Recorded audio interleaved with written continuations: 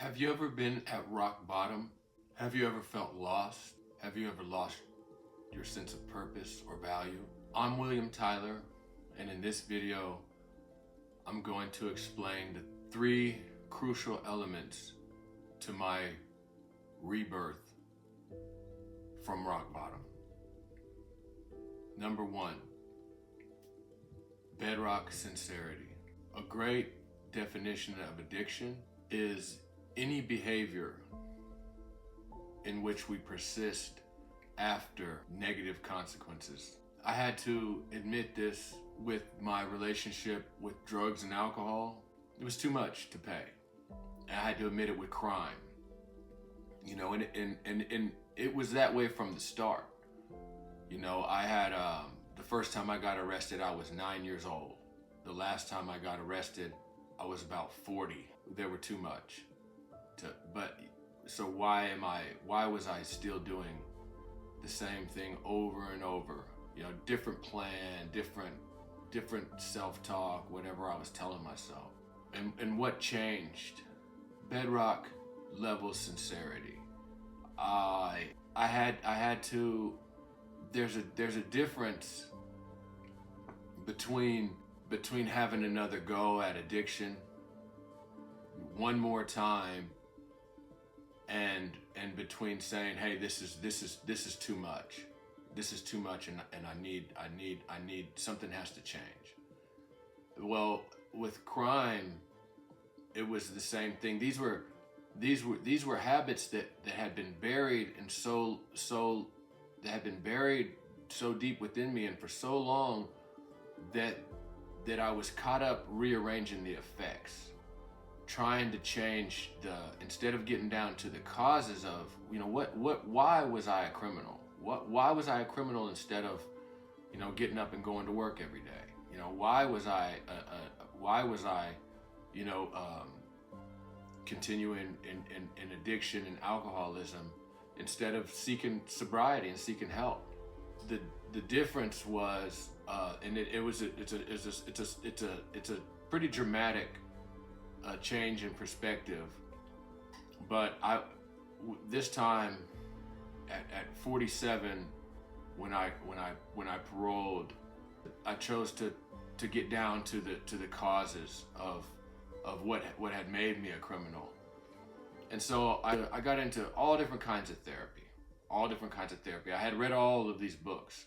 Bessel, Kolk's The Body Keeps the Score.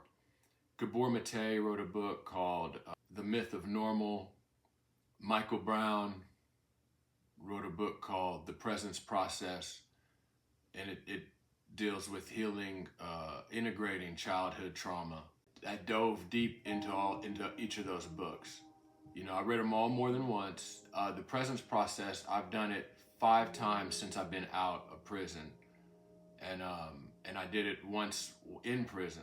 But it's a 10-week course and a journey into present moment awareness. I also applied for a scholarship to Sounds True Trauma Healing course online, and I took that course. I had to pay, I think I had to pay $400 something for a $1,700 course, and it was worth it. But the difference was, again, bedrock sincerity. Getting all the way down to who I really was. What was it that made me a criminal at 9? Or I went into a toy store and ran out with a bunch of toys at 9. And I also got arrested for stealing alcohol from a grocery store at 9 with a 16-year-old kid, put me up to it. And but why was I doing that? There was abuse in my home. There were harsh physical punishments, and there were, I can't count how many times I was restricted to my room until I was 18. I was a runaway. That wasn't the story I was telling myself when I got out of prison. The lifestyle that I wanted to live, getting high, stuff like that. I was gonna be there for myself in ways that I needed to be, and I was gonna find health, and I was gonna find healing, and it happened to dramatic effect. So bedrock sincerity, being honest with myself, that was a major turning point. Without bedrock sincerity, we cannot have honest communication. Without honest communication, there can be no true understanding. Without true understanding, we can't have any good relationship. And the second crucial element to my rebirth was good relationships. Healthy relationships. I wasn't going to reach back into prisons. I paroled from prison the last time that I'll ever go to a prison. I was 47. It'll be to share my story. It'll be to tell people that you can get out of here and you can change, and there is help and there is a better way. And I look forward to doing that. But until then, I plan on even reaching back and in service to my old friends, if they can accept the changes that I've made. Nobody ever really knew who I was in prison. You don't lead with the story that, I'm an addict and an alcoholic. That's not the story that you tell. Everybody in prison, it was just a different story. You lead with violence, or in not just, violence in deeds, violence in words, violence in mannerisms. There's a whole lot of posturing that goes on. I did over 27 years in prison, and I've just buried all the pain that I had, suffered as a child. Every time I got out of prison, it was on my way to going back. Every time. So I got into therapy, EMDR. I had read about it in prison, but when I got out and I got a job and I got benefits, I went down and I had friends who do EFT, emotional freedom technique, tapping. That was instrumental in my trauma healing. You get stuck in the past in trauma, and especially if you start looking at this stuff, you start looking at what you've been through, what happened to you. Integration and healing happens in healthy relationships. It took her asking me, to not call her while I'm drinking. And I was drinking 24 hours a day. And I didn't, toward the night, I was blacking out, and we were talking on the phone. And I'm living in Kansas, she's living in California. She said that, I had to it was by the grace of God that I chose our relationship, and I stopped drinking. And then 3 weeks later, I also chose to visit my mom.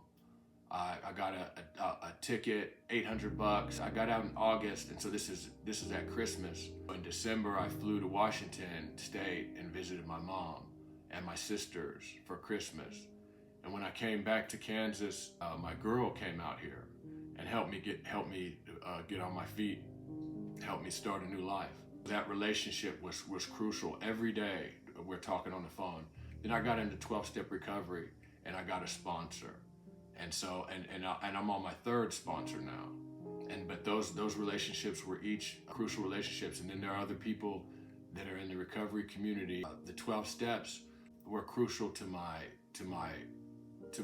recovery from drug addiction and alcoholism.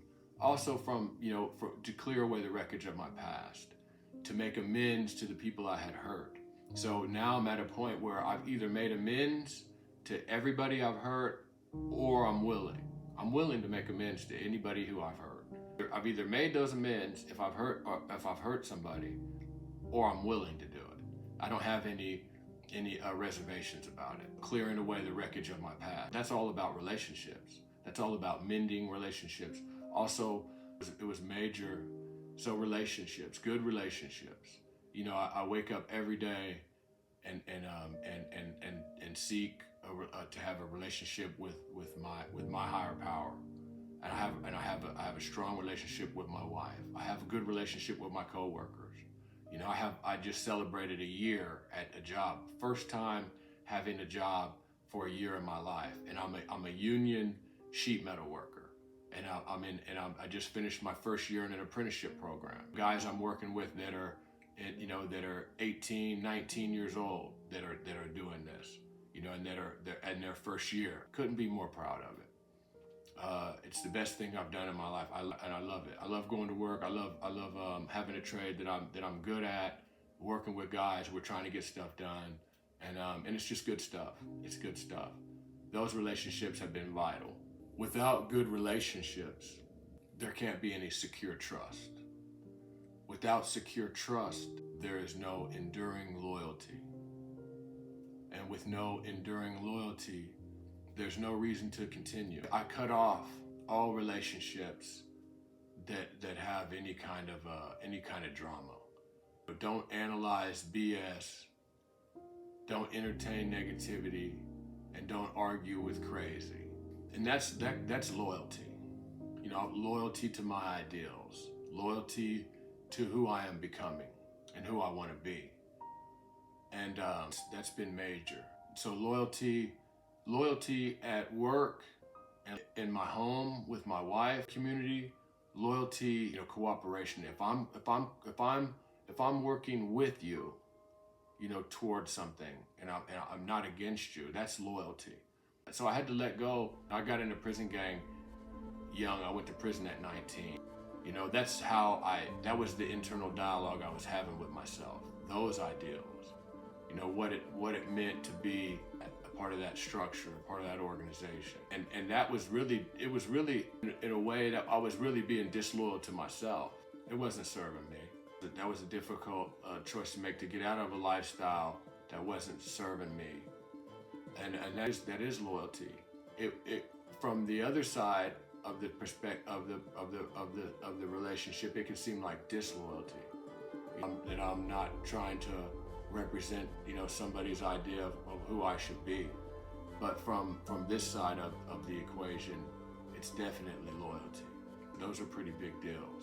The quickest way for a caterpillar to grow into a butterfly is to live loyally each day as a caterpillar, being true to myself each day in the phase of development I'm in. That's the quickest way to out here, what I'm trying to do. You know, there's no shortcuts. That's loyalty. If you got value out of this content and you like anything that you've heard, please subscribe, and so you can see our next video. Thank you.